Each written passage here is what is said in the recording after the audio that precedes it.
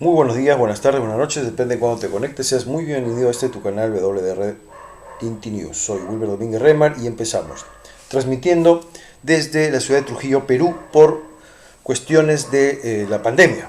Yo normalmente radico en la ciudad de Barcelona, España. Soy peruano, he venido a visitar y apoyar la candidatura de Ricardo Belmont para inscribir al Partido Obras. El COVID nos frenó, estamos aquí esperando que pase la pandemia y se reactive todo, y de momento seguimos transmitiendo las mañaneras, comentándolas, estas importantísimas noticias que nos llegan desde México y que en el futuro, en el presente ya, pero sobre todo en el futuro, serán luz para inspirar todos los cambios y las transformaciones que requieren los países de Latinoamérica, especialmente el Perú, que es el país que me vio nacer y al que tanto quiero.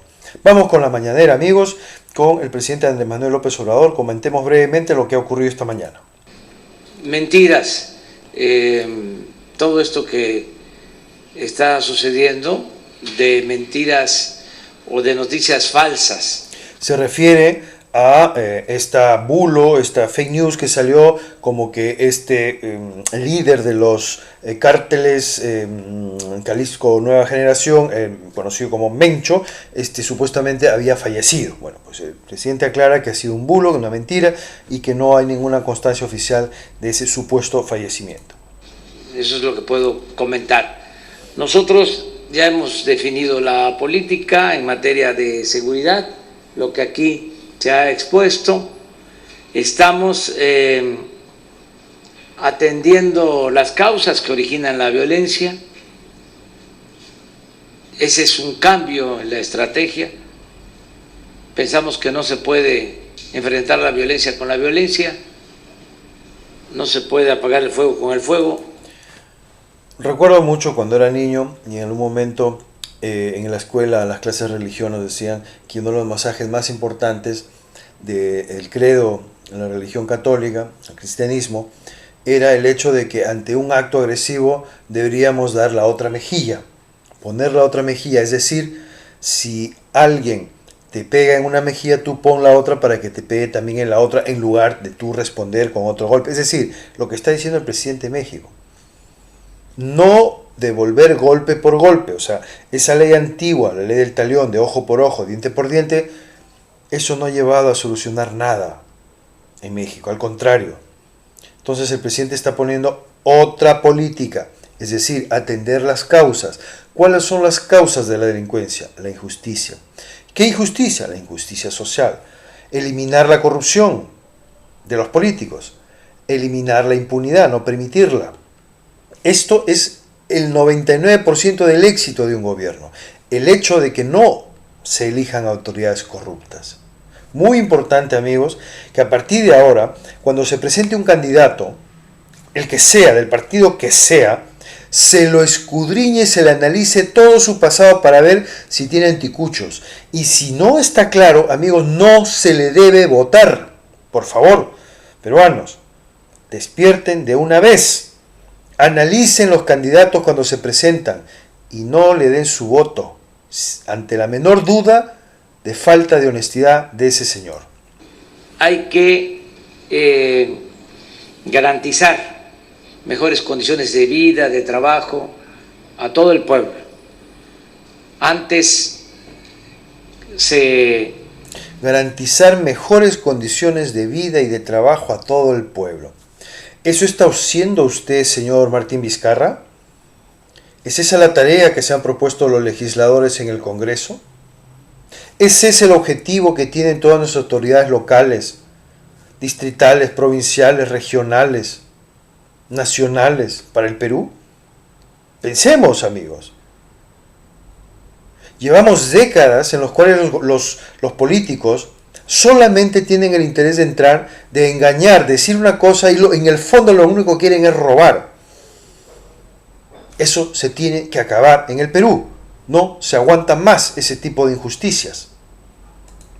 Abandonó a la gente, se abandonó a los jóvenes y por eso se desató la inseguridad y la violencia.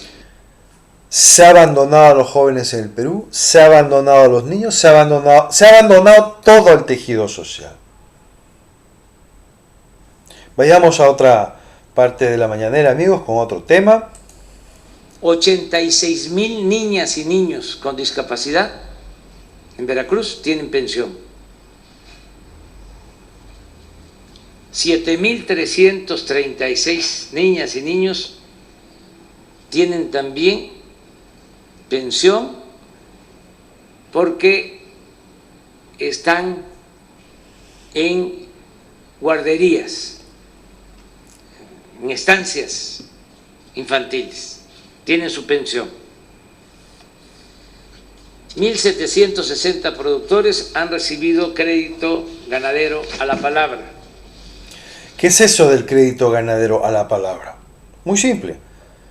Aquel ganadero, agricultor o persona que quiere dedicarse a la ganadería se presenta, explica lo que quiere hacer y a sola palabra, sin ningún documento de poner en garantía su casa, poner en garantía, sin ninguna garantía, es decir, ante la sola palabra, va a recibir un préstamo con un periodo de carencia, un periodo de un plazo de tiempo que no va a pagar impuestos ni intereses ni nada, y que después de un tiempo recién empezará a pagar ese préstamo.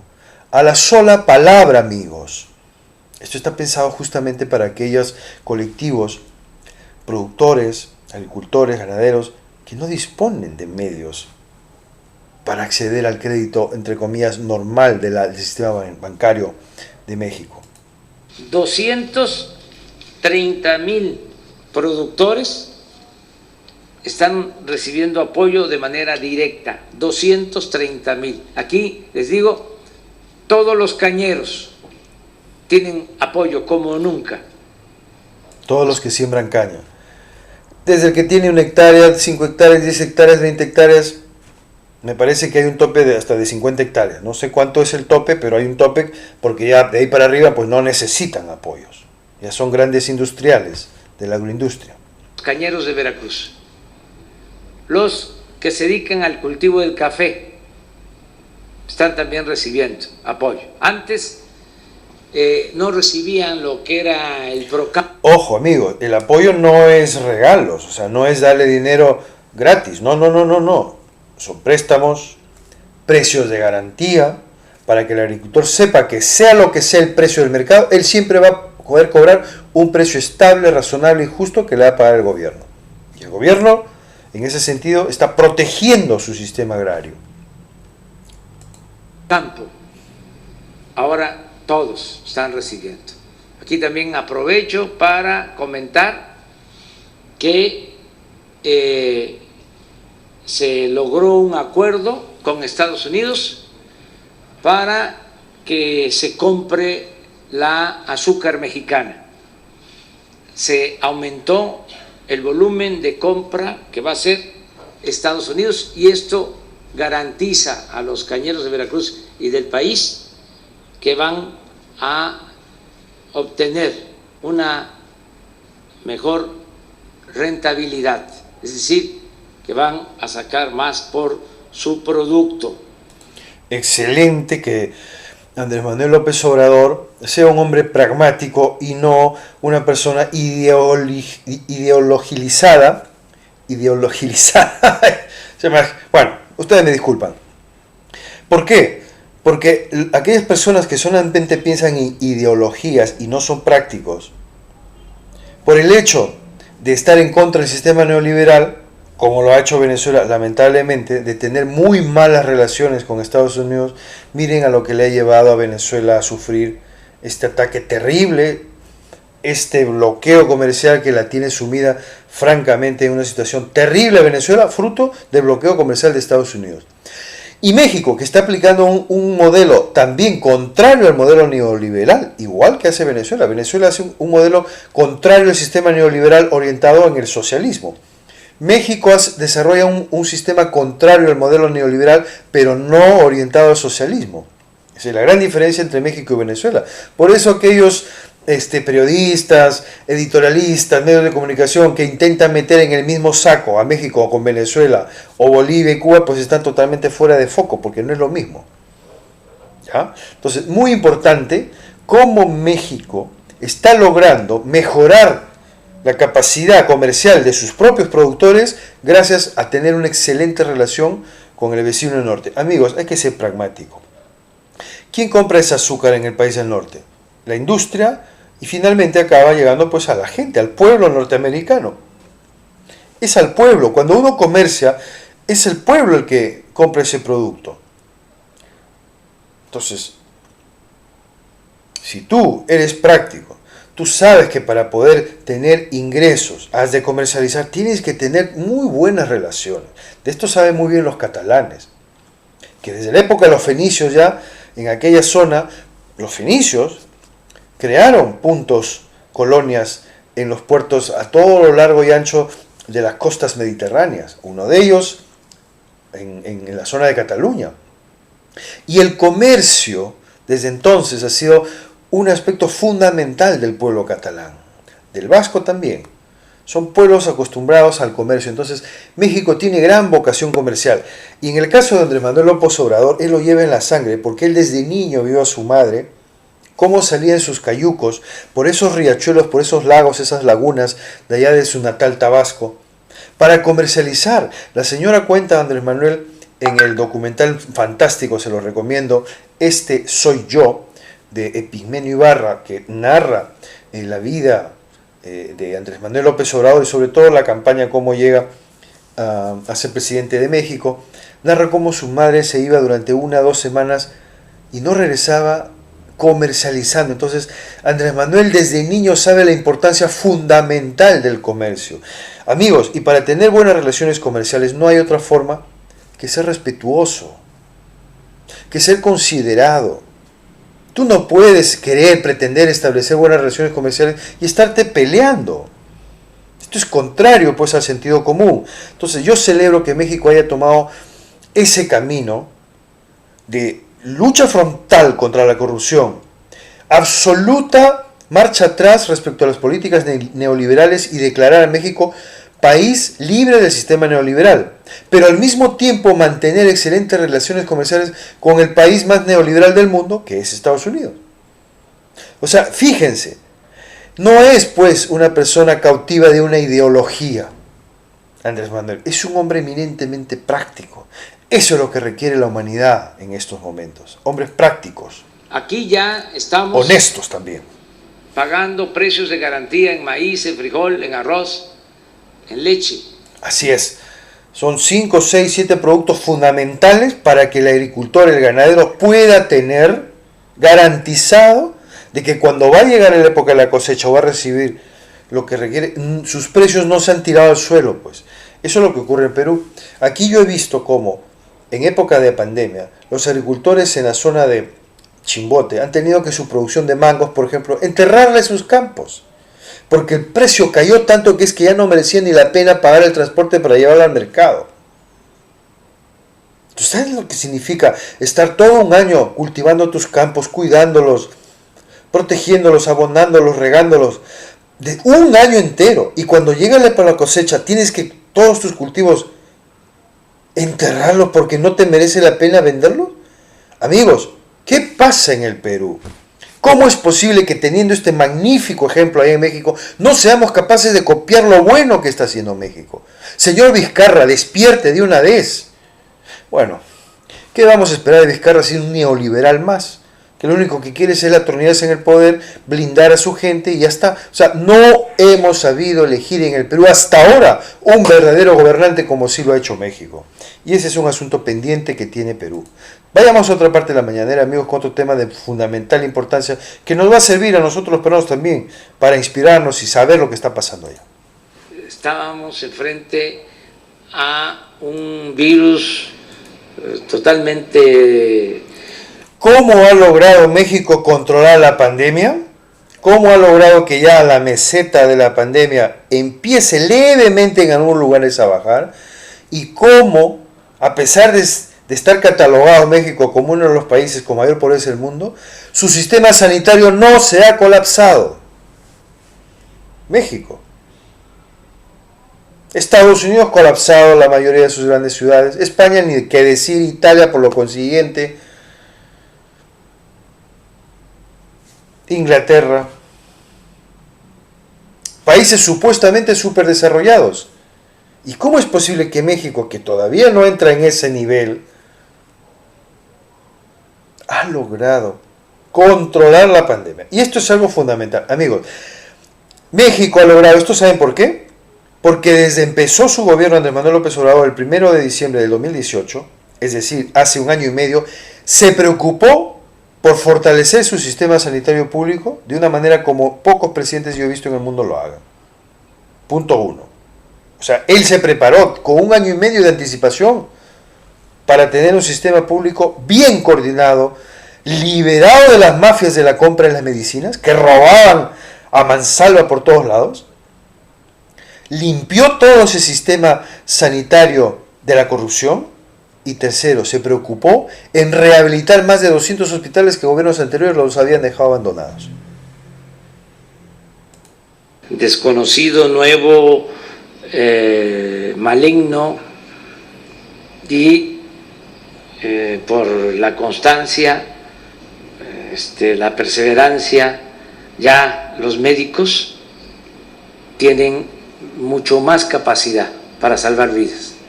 ¿Y qué pasa con Tabasco y con el Valle de México? En el caso de Tabasco todavía se está padeciendo de la pandemia.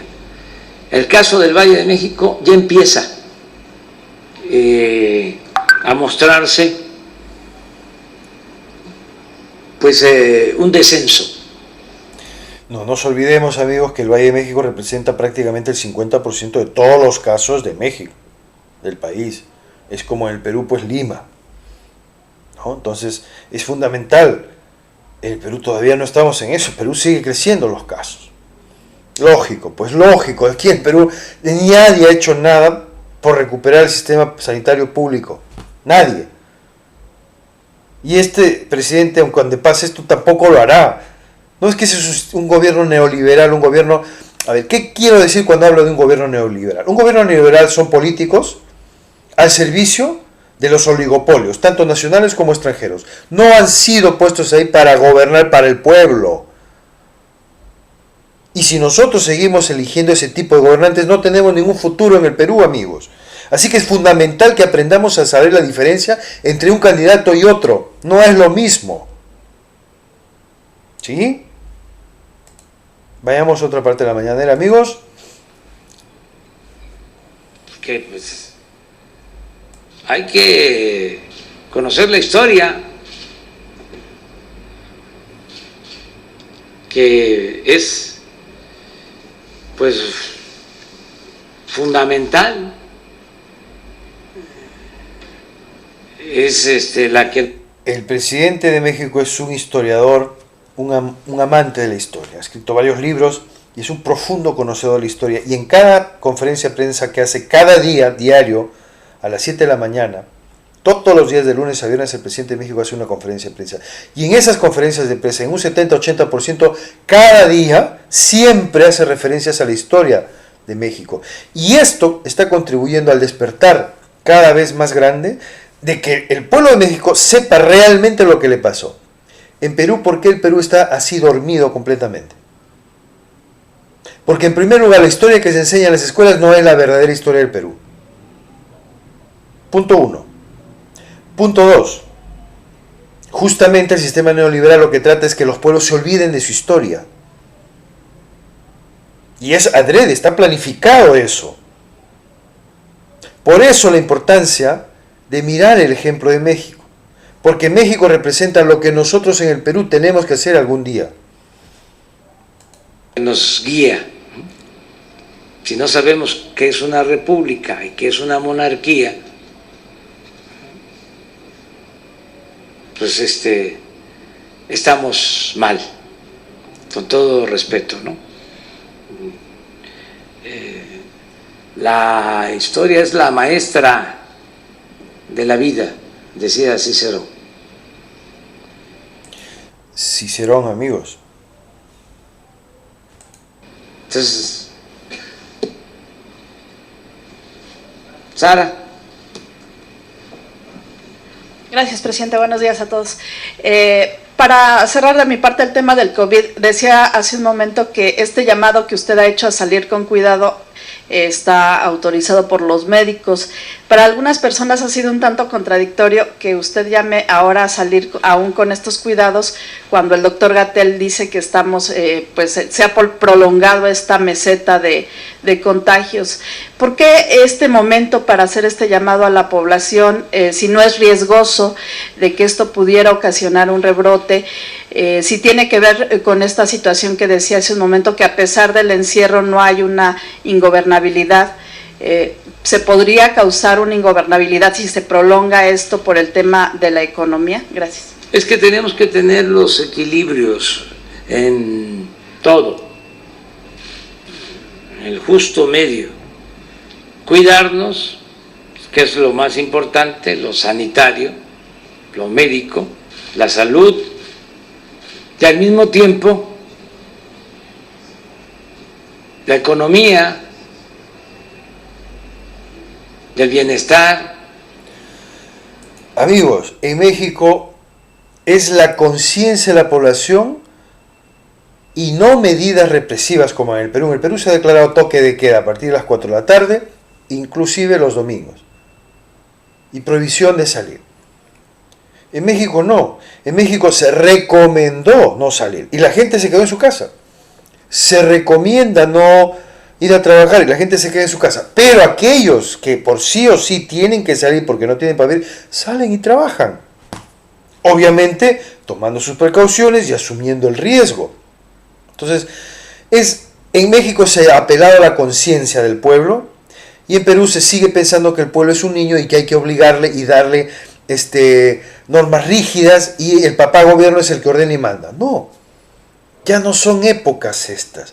Es el pueblo el que tiene que conscientemente empezar a actuar de manera responsable. Y si nunca le permites que el pueblo actúe responsable, pues nunca va a convertirse en mayor de edad. Siempre va a ser como un niño menor de edad.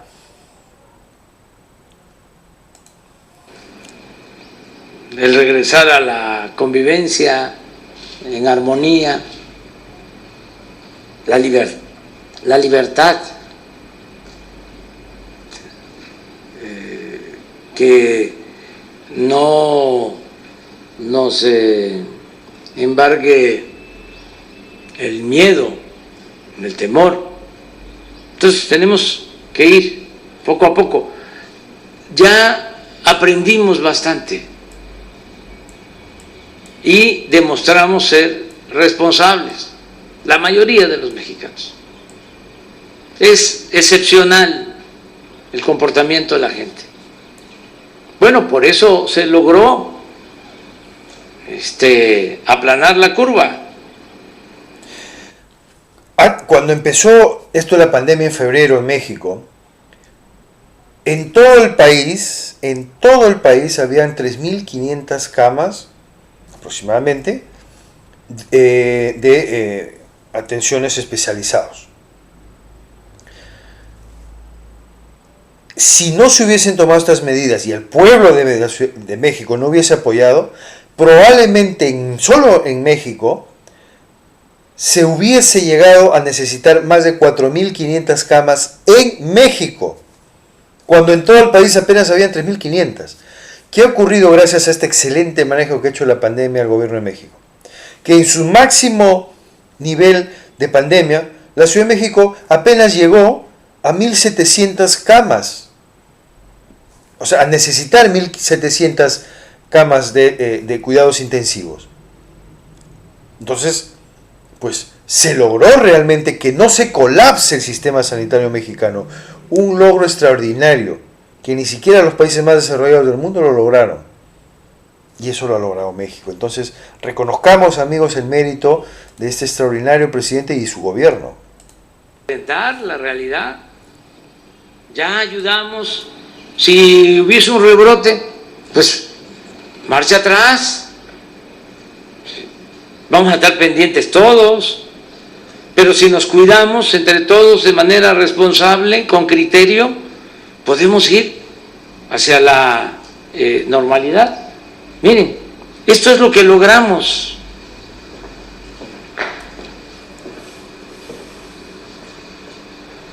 Esto iba a suceder.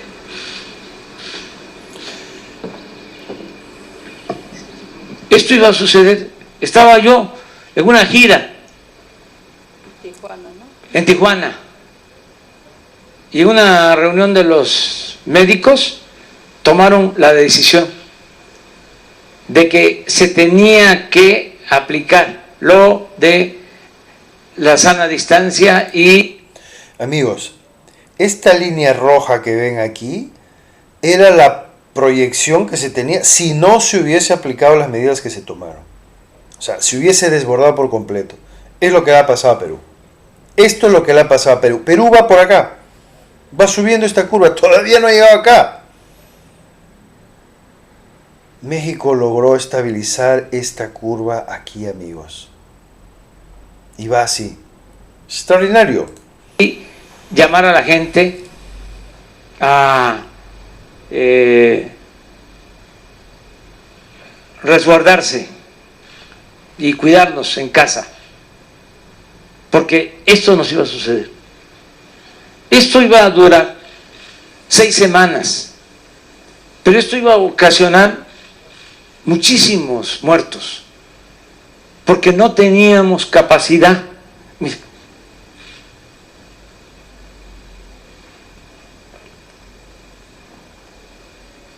esta es la capacidad actual. Y ni siquiera estábamos aquí. Esto iba a significar 4.700. No ha rebasado de 1.700 casos. Estamos hablando nada más del Valle de México. Pero tenemos capacidad. Y esto es lo que ha sucedido. La línea verde, amigos, es lo que realmente ha ocurrido. O sea, no se ha llegado ni siquiera al límite máximo de la capacidad que tiene México, que es esta línea azul. Esta es la capacidad máxima que tiene México para combatir la pandemia. Pues ha quedado por debajo. O sea, no se ha colapsado el sistema en un país de 130 millones de habitantes, amigos. Esto es decirlo mucho, ¿eh? Así que ya pueden ir todos los países de Latinoamérica, Brasil, Argentina, Colombia, todos, inclusive el Perú, aprendiendo de México. Ojo, amigos. Vayamos ya a una última nota, amigos, muy importante también, que tiene que ver con Venezuela. De cosas más, preguntarle si el gobierno de Venezuela ha solicitado a México que le venda gasolina ante la escasez que hay en ese país. ¿Por qué hay escasez de gasolinas en México? Bueno, pues porque cuando entró Chávez no se preocupó por construir nuevas refinerías como si lo está haciendo Andrés Manuel López Obrador. Punto 1. ¿Ya? Aclaremos eso. Punto 1. Venezuela no se preocupó en fabricar, construir nuevas refinerías para que el petróleo que ellos tienen, que son inmensamente ricos en petróleo, lo puedan transformar en gasolinas. Fíjense, gravísimo error de Venezuela. Y a estas alturas no se va a poner a construir una refinería, pues si no tiene. México hizo todo lo contrario. Entró Andrés Manuel, lo primero que hizo fue ¡pum! Nuevas refinerías, reactivar todas las refinerías que hay. ¿Para qué? Para poder ser autosuficientes en gasolinas. Cada país tiene que ser absolutamente autosuficientes en gasolina. Obviamente si producen petróleo. Los países que no tienen esos recursos, pues bueno, tienen que comprar, importar. Pero los países que producen como el Perú, ¿cómo es posible que no sean autosuficientes? Venezuela, ¿cómo es posible que no sea autosuficiente en gasolinas? Son errores de ese gobierno. Y de ser así, si México podría venderle combustible a Venezuela a pesar de las sanciones impuestas por Washington. Bueno, no nos ha hecho ninguna solicitud. Y en el caso que nos hiciera la solicitud y fuese una necesidad humanitaria, lo haríamos, ¿eh? A pesar de las sanciones de Sí, nosotros somos libres. México es un país independiente, soberano. Tomamos nuestras propias decisiones y no nos metemos con las políticas de otros países. Es autodeterminación de los pueblos y ayudar en lo humanitario. Nadie tiene derecho a oprimir a otros.